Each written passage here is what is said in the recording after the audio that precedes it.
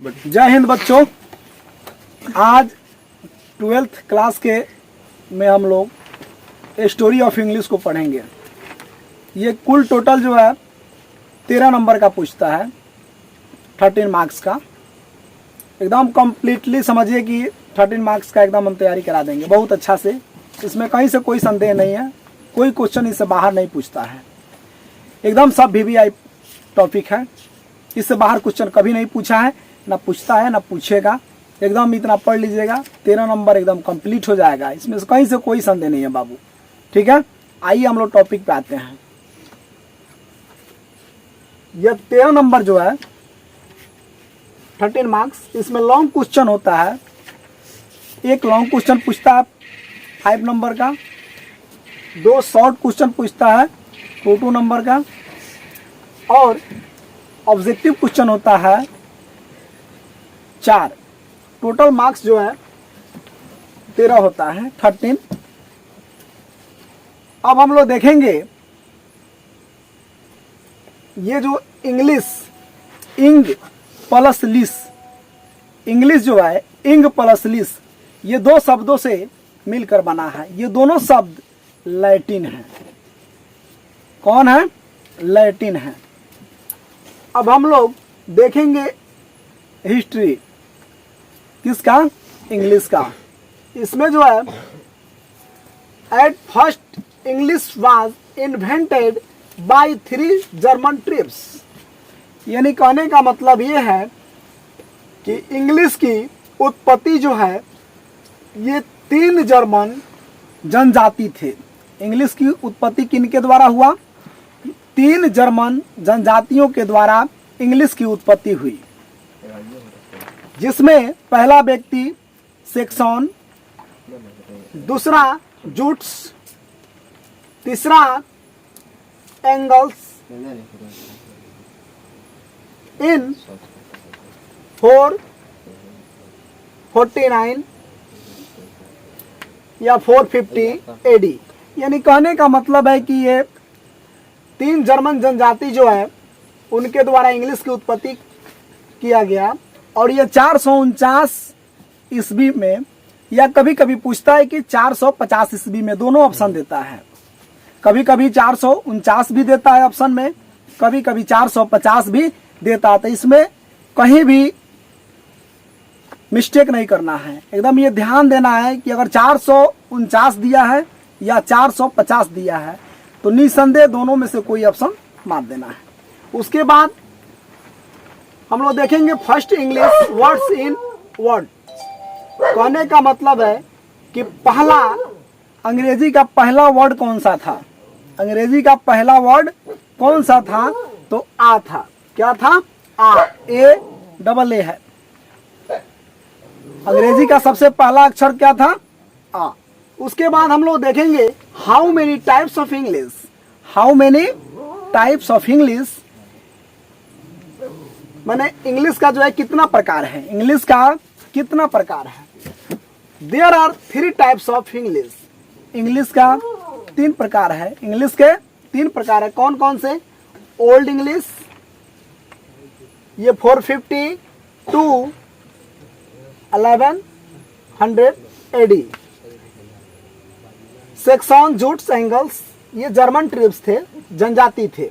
कहने का मतलब ये है कि ओल्ड इंग्लिश जो है 450 ईस्वी से 1150 ईस्वी तक ओल्ड इंग्लिश का जो है काल रहा।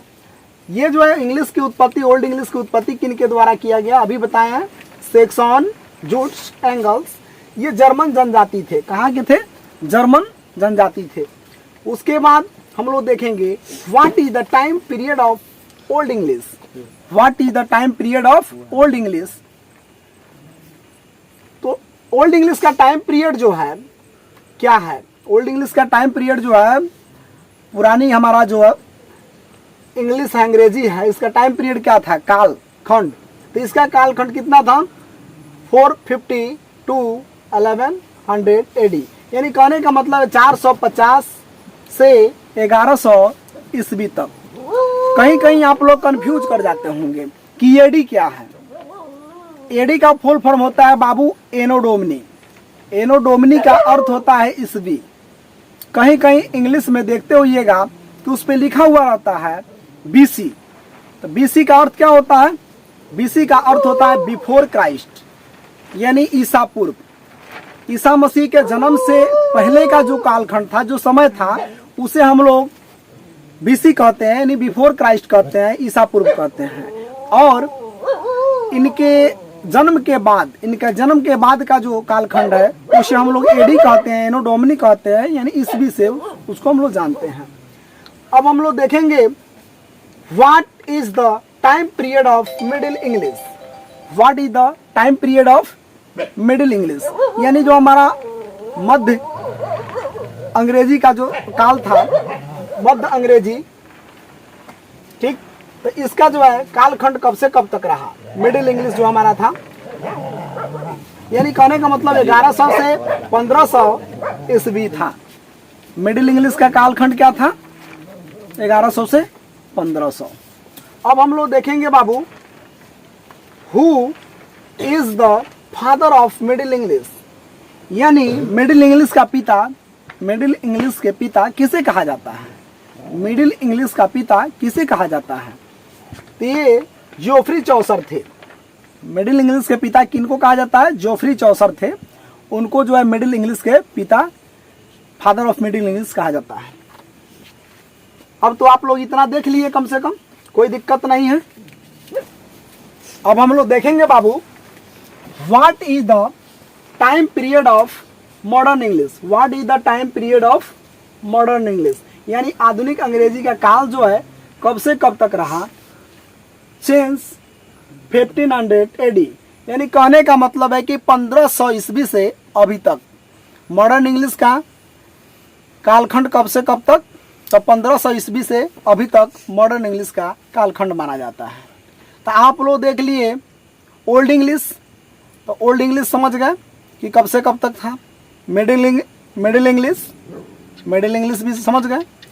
और जो है आपका मॉडर्न इंग्लिश, ये जो है 1500 एडी, 1500 ईस्वी। उसके बाद 1500 ईस्वी से अभी तक।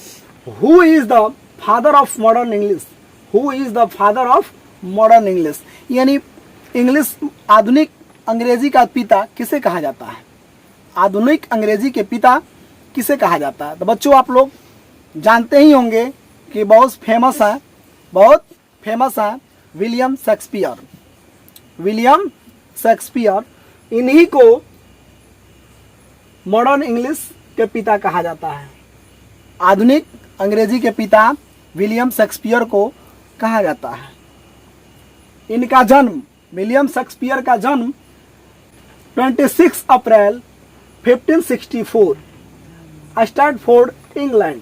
इनका जन्म जो है 26 अप्रैल 1564 ईस्वी में स्टैटफोर्ड, इंग्लैंड में हुआ था। स्टैटफोर्ड एक इंग्लैंड में एक जगह है, वहीं पे इनका जन्म हुआ था। उसके बाद इनका डेथ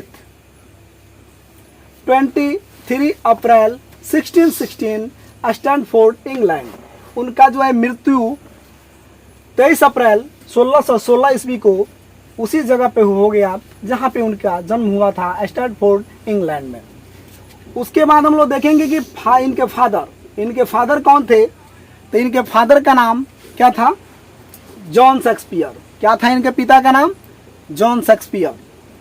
मदर इनकी मैरी शेक्सपियर थी। इनके माँ का नाम क्या था? Mary Shakespeare. इनके माँ का नाम क्या था बुआ? Mary Shakespeare. Wife Anne Hathaway. इनकी पत्नी जो थी उनका नाम क्या था? Anne Hathaway. Shakespeare was 18 and Anne was 26 at the time of marriage। यानी शेक्सपियर का जब शादी हुआ उस समय शेक्सपियर का एज, विलियम शेक्सपियर का एज 18 वर्ष और एने हैथवे का एज 26 यानी 26 वर्ष का था। जब इनकी शादी हुई तो ये इनका एज जो था 18 और इनका 26। विलियम शेक्सपियर का एज 18 साल था और एने हैथवे का एज 26 ईयर्स था। चिल्ड्रेन यहाँ देखेंगे कि 3 इनके बच्चे 3 हुए। विलियम शेक्सपियर के 3 बच्चे हुए। पहला बच्चा सुसाना, डॉक्टर थी, लड़की उनकी थी, सबसे बड़ी उनकी बेटी हुई जिसका नाम था सुसाना। दूसरा हैमनेट, ये लड़का था। दूसरा क्या था? हैमनेट, ये सन था, लड़का था, उनका बेटा था। और तीसरा जुदिथ, ये डॉक्टर थी। ट्विंस, जुड़वा। ये जो है हैमनेट और जुदिथ का जो जन्म हुआ, जुड़वा हुआ, एक ही साथ दोनों का जन्म हुआ। पहले जो हुआ सुसाना का जन्म हुआ और दोबारा जब जन्म हुआ तो हैमनेट और जुदिथ, ये दोनों का जुड़वा जन्म हुआ, दोनों का एक साथ जन्म हुआ। लेकिन किसी कारणवश Hamnet died when was just 11 years old, यानी किसी कारणवश हैमनेट का जो मृत्यु जो है 11 वर्ष में ही हो जाती है। हैमनेट का मृत्यु 11 वर्ष में ही हो जाती है और 11 वर्ष के बाद हैमनेट मर जाता है। बच्चों, आप लोग अपनी अपनी नोटबुक में इसे नोट कर लीजिए, फिर हम लोग अगले क्लास में मिलते हैं।